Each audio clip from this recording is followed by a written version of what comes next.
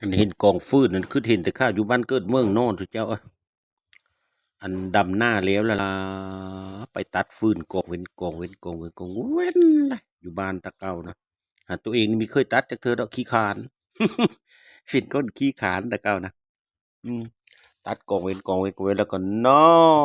แล้วก็ดำหน้าแล้วเลยเด้อืมดำหน้าแล้วเราไปตัดฟืนได้ภูเขาดุนะ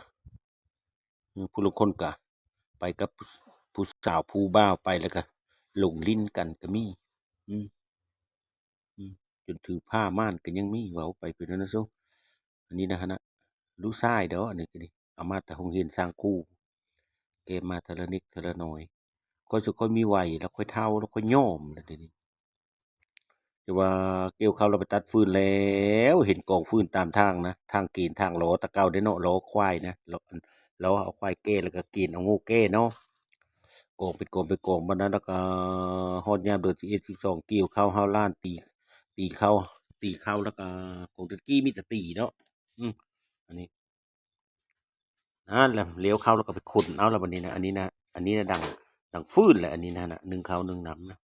เป็นนานๆดอกค่อยนะฟืนน่ะดังนึ่งข้าวคันปิ้งกี้นี่มันดังเสื้อเตาถ่านอันนี้เตาถ่านก็อันนี้เตาถ่านมันนึ่งข้าวเทิงก็ดังถ่านเลยเทิงคือการดังฟืนเลยอันนี้ถ่านก็มีอย่าปิ้งอย่าจี้น่ะปิ้งใส่ถ่าน